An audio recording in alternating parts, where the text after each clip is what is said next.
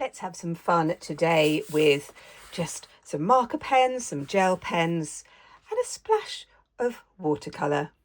Hello and a huge welcome to Doodle Club. A big welcome if you are new, and welcome back all you lovely ones who have been with me for ages. I really hope you're going to enjoy this one. It's super easy. You can use all sorts of different materials and I really do think you're going to love it. Let's go.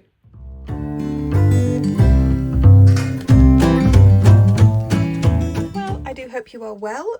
In today's Doodle Club, we are going to go back to absolute basics with doodles, and I'm going to show you a little thing that I used to do with my students in the classroom just to kind of get them started. I'm going to be using some gel pens and some acrylic markers, and you could use felt tip pens, crayons, colouring pencils. We're probably going to use all of those actually.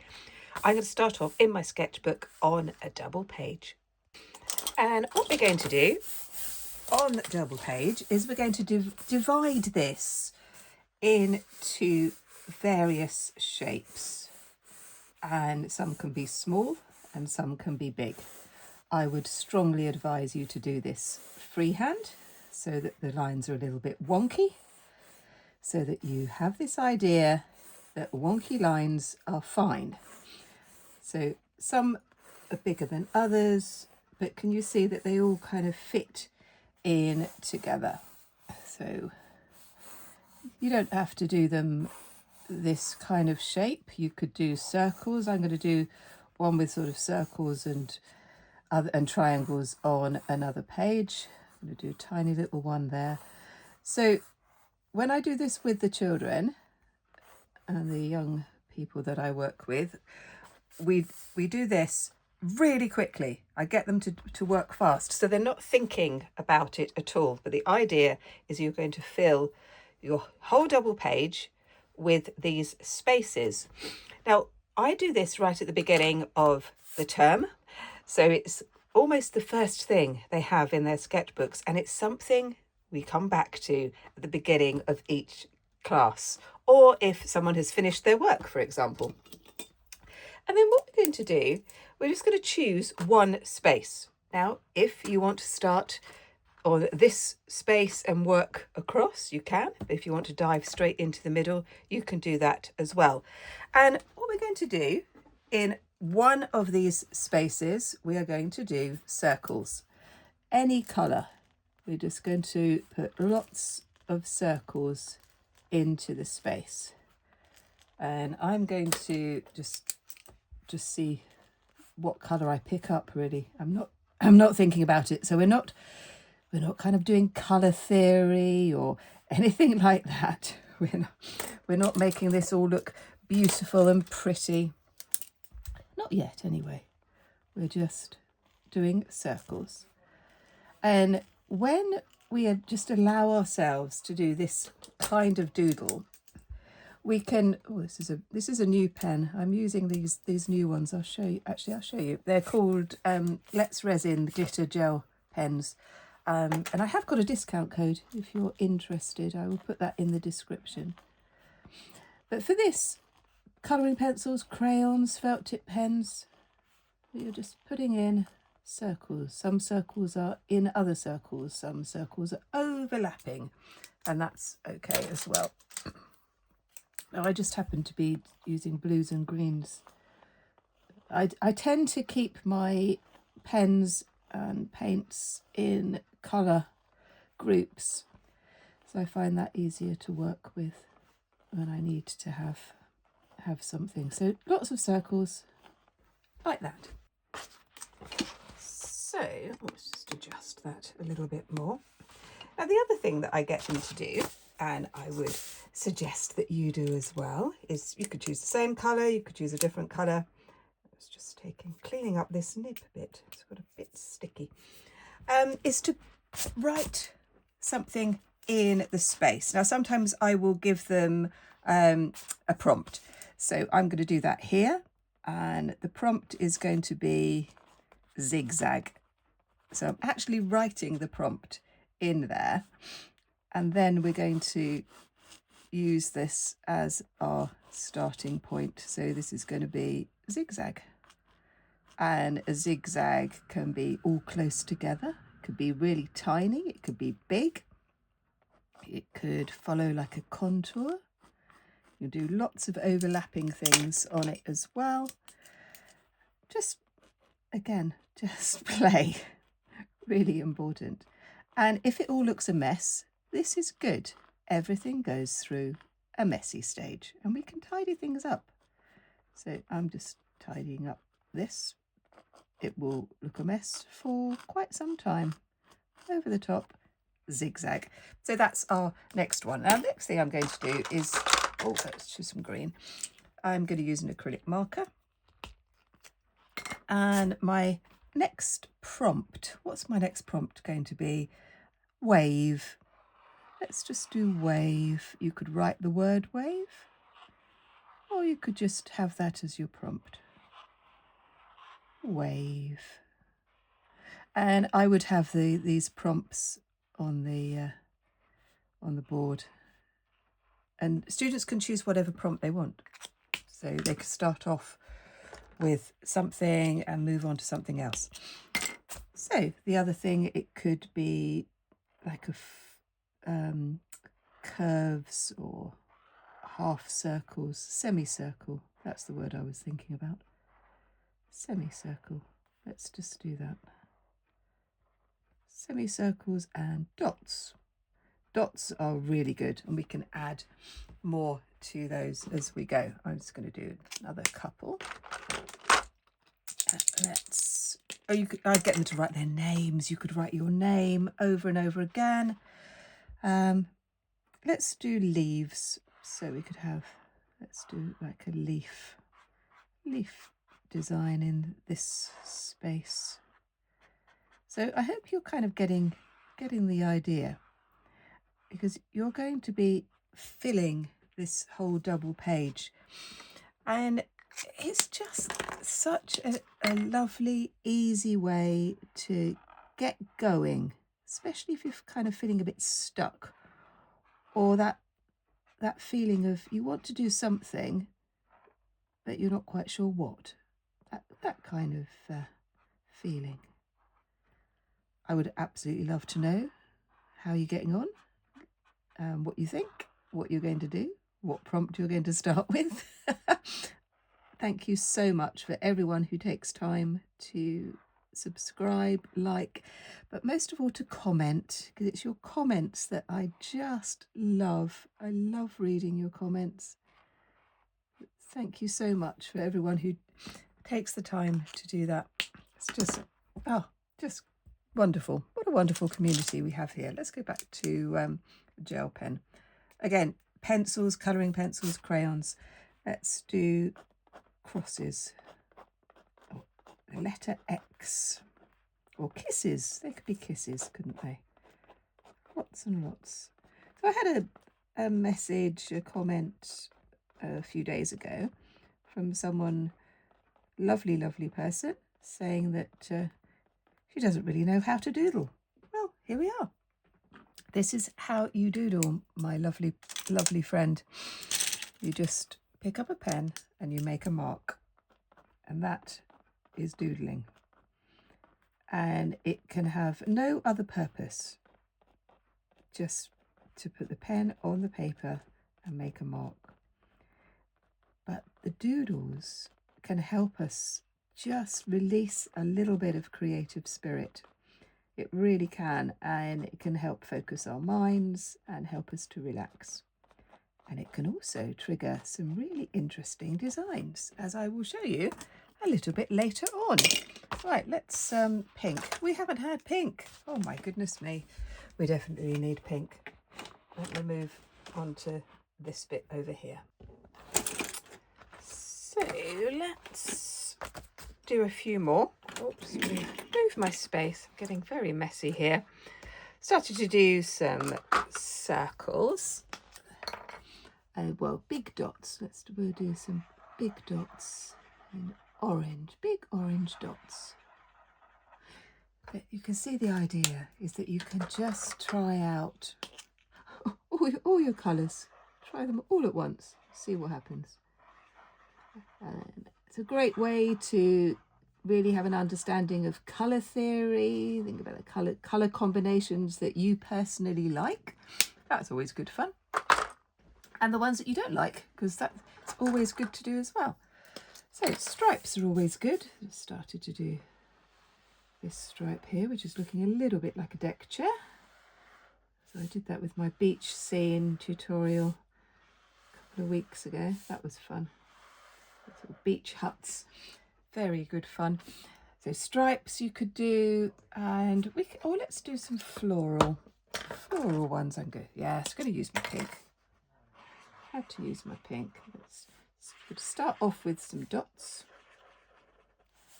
like this, and then we're going to go in with that orange, and we'll just do some flowers however you want to do them, just building up shapes. That's all drawing is. It's just this combination of different shapes. There we go. You can fit it into the space that you've got. This is beginning to look a little bit like 1970s fabric, isn't it? For those of you who remember the 1970s, I was a little girl and my parents had they did rather like these sorts of things. Curtains. Just remember having curtains like this. Yeah. Quite fun. Nostalgic. Vintage even. There we go. You can colour in those. You can put in some more details as well. Right, the other thing we can do, let's go back to gel pens, and we can do just tidying up that nib again. Squares. Let's just do a combination of different squares overlapping. So like with all of these, I'm not thinking about it too much, and I would strongly suggest you do this. Allow yourself to just play with an idea, and it's that kind of, what if I did that? Would that work? And it might be no, that didn't work at all, and that's okay. It really is. Let's just put another load of squares over the top. And then you could take this idea, so let's have this idea of squares. Let's move over to this side. And you could do squares again, but this time you're going to do blocks of squares, wonky squares, and rectangles. Do that. Good. Do some more. So we're filling in these spaces. We're going to do some other bits at the end. We're going to tidy them up. It's also great fun to do this with paint. So if I have time, I will do a paint one as well. But it's a little bit busy at the moment. I'm going to add some blue here. I do quite like this colour combination. Like this. See how you can just sort of build up a design very, very simply. Right, I'm going to do a few more, and then I'm going to tidy up some of them. I'm going to show you how I do that, and then we'll move on to the next page for a similar sort of thing, but in a different way. I've had quite a bit of fun playing with these. I'm going to come back to these and do a little bit more on them, but I thought what I'm going to do now is work with some watercolour and do some watercolour doodles. I think people think that when we talk about doodling, we're already going to be, we're only going to be talking about pencils or pens. And you can absolutely doodle with paint. I am using my Meaden watercolour paints. I really love them. They've got some absolutely beautiful colours. I've got a lovely soft brush. As always, I'll put everything that I use in the description. I'm going to give these a bit of a squirt. Once again, I am not going to have a colour theme. I quite often will have a colour theme in my work, but not today. I am just going to dive in with all sorts of different colours. And this is one of the things that I will encourage all of my students to do, because it's a really good way to work out what colours go well together, like I said before, but also just, it means you're not thinking about stuff. You're just enjoying the process, as I say all the time.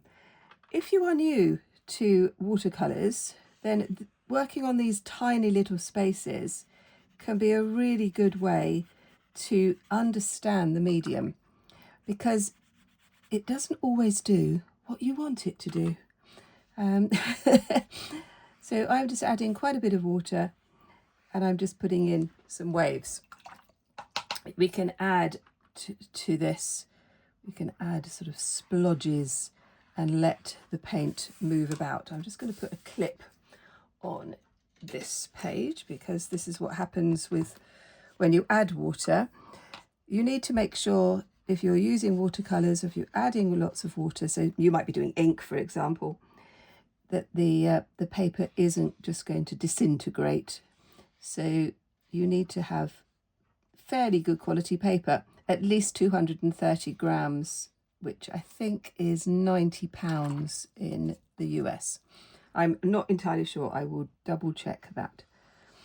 But you could also use things like wallpaper lining paper, that kind of stuff.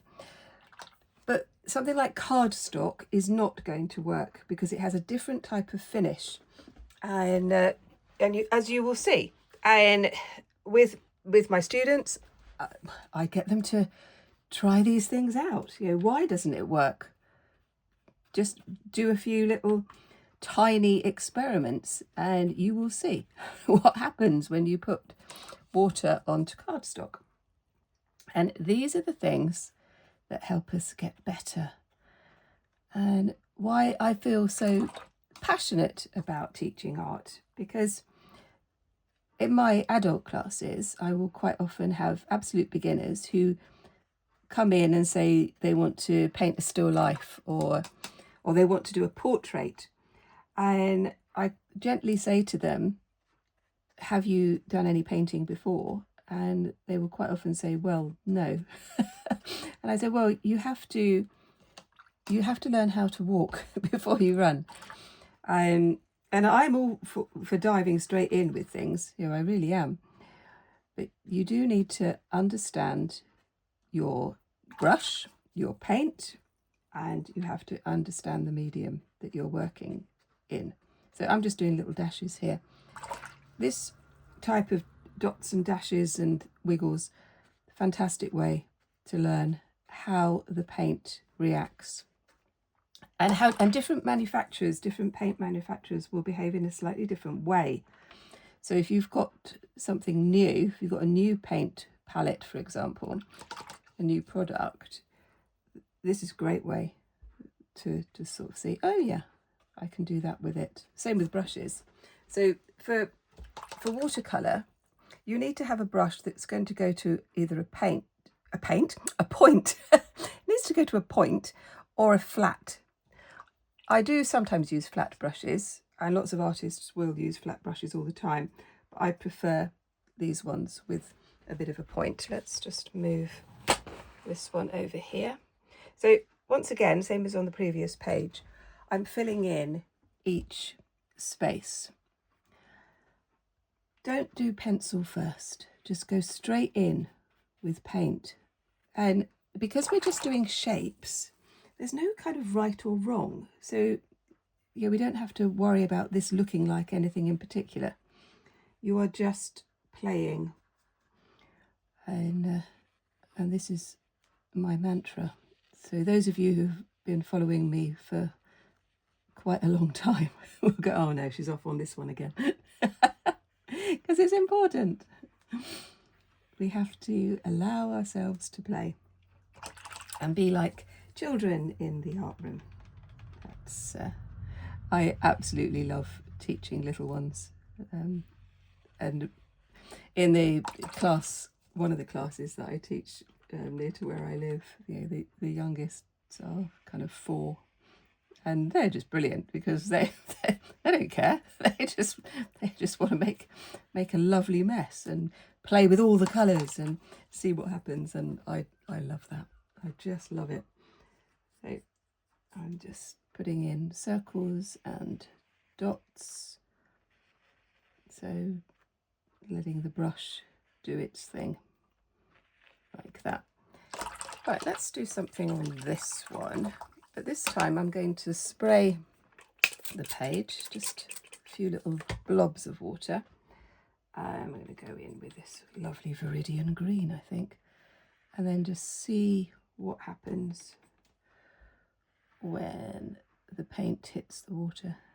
And you can see you have this dispersion, and we can use this.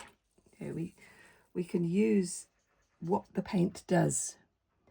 So as soon as we start putting in lines like this, and especially if we do it in green, our brains start to want to make sense of what we are seeing, and most people will start to see a landscape.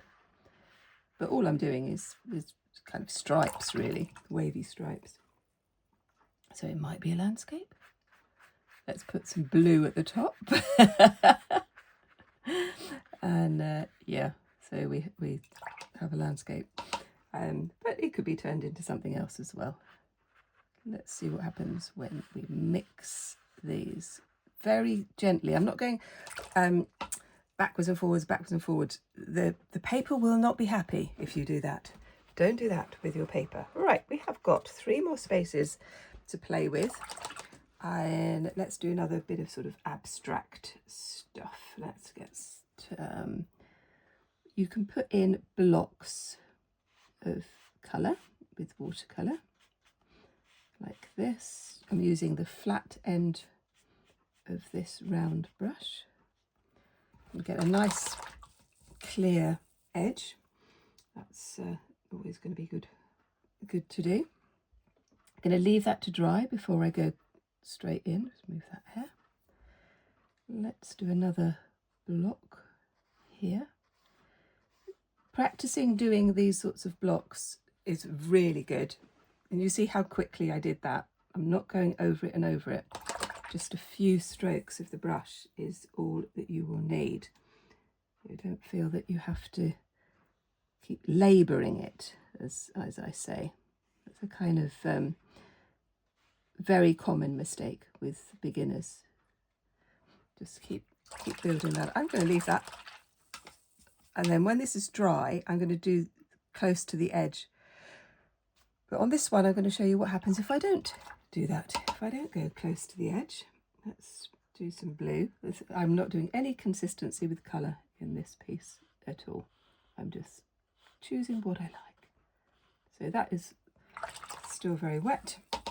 Let's go in with another kind of one of those deep greens right next to it, and you'll see that the green and the blue will start to blend in to each other, and that might be exactly what you want. So it's again trying these different ideas in these tiny little spaces can just teach you so much. You just learn. We learn through play as human beings, and it doesn't stop when you get past 50. So I've got this sort of wet line here. This is just water on my brush, and I'm just going to put water down there, just to see what happens. This is just water. Putting it out like this. I'm going to fill the space with just the residue paint and see what that looks like when it's dry. Then I've got one more here, and I think I'm going to do a few more waves. Let's continue with a kind of a blue. Let's make sure that is in view, and then we can leave all these to dry and then go back to the one we did before. I do like spirals. Let's do some spirals in this one, like that. and all of these sorts of shapes that you can put into your designs, each one is helping you learn, and you could put these into all sorts of art, you know, not just abstract art, but you could have this kind of design as a background for a still life, you know, something like that. All sorts of lovely ideas. Right, this yellow one is dry now. So if I go in with, let's go in with red, you'll see that I can go close to the edge and it won't bleed. So it's a different type of technique, and it's not that one is better than the other. It depends what you want. If you want to have this kind of the colours moving in together, then keep them wet. But if you don't, then let them dry. With watercolour, the colour isn't fixed, so if you put tons of water on top of it, the colours will blend again. It's not like acrylic paint. Once acrylic paint has dried, that's it. And again, it's not that one is better than the other. Depends what you want to do, as always. I'm just going to shade in that one. So I'm going to leave that to dry. And then I'm going to go back to the other one, and then we will finish things off. So that's all dry. I'm going to turn back to this page. I'm just going to do a few more little bits. I think I'm going to use my black acrylic marker. This is a Drawlish one. You could use a Sharpie pen, a fine liner, something like that. And I'm just going to do a few little marks on these, just kind of show you some of the things that you could do. So where you've got like loads of blobs, you can turn them into something that's a little bit more obvious. So you could do that. There's, oh, there we go.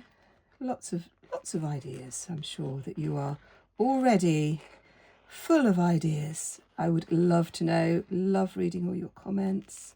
Haven't had a weather update. We have got sunshine again today. Haven't had any rain for ages here in the West Country. And while it's all lovely, I am actually missing a little bit of rain. I think I might get quite excited if it rains in the next few days. We definitely need some of it. It's not kind of ridiculously hot. So I live in Dorset, on the Dorset-Devon border, and so by the sea. So that's all. It's lovely. Right, see these little dots here? Let's just do a black outline. Might not do all of them, just a few, and then join them up. And you can see that you're going to start to get something really quite quirky. And it doesn't have to be anything. You don't feel that your doodles have to be something specific. And they're not. The whole point of Doodle Club is this playing. I did say I wasn't going to do all of them, but I got a little bit carried away because that's what happens. Put a few little circles in, and straight away we're getting a bit of a design. Now if you like art journaling and things like that, these sorts of things can just make really lovely borders or edges to support your writing, and I really like that. This one here is definitely giving me deck chair vibes, so I'm going to turn this one into a deck chair with a gel pen. Let's just tidy up that bit. And so we're going to have the top of the wood here, just a semicircle coming down the outside of the deck chair. Look at this, another little hinge bit there, and then down to the bottom. No, the other week I did the whole kind of beach scene. It was very funny. I was going to do that as well. You could do this with with a black marker as well if you wanted to. Just imagine that the deck chair is behind this one, which this one is reminding me of kind of eyes now. So I'm going to leave deck chair and go into this one. Let's just do a black border, and this could be like a little curious alien, I think. Let's have a curious alien or little monster. I love doing sort of monsters and aliens with the children. I have done a few YouTube tutorials on monsters and aliens and things like that, just because they're fun. And again, they don't have to look like something realistic, do they? If we're doing an alien, it can be anything you like. And then when I do this with the children, when I do kind of monsters and aliens, I get them to write stories and give their characters names, and then they go on adventures. So there's all part of our creative journey, isn't it? So you can see where I'm going with this. You could do some borders. Oh, that was a wonky one. Let's turn that into hadn't intended on doing that, but that's okay. You could do, like with this zigzag one, you could do a whole zigzag border in a different colour or a contrasting colour, like this. So many ideas. I think I will leave it like that. Let's just turn back to the watercolours. Lots of ideas here as well. Well, I hope you have enjoyed this one. If you haven't liked and subscribed yet, that would be absolutely wonderful. And if you want to see some more, look at this one up here, because I think you're going to enjoy it. And I'll see you next time. Take care. Bye-bye.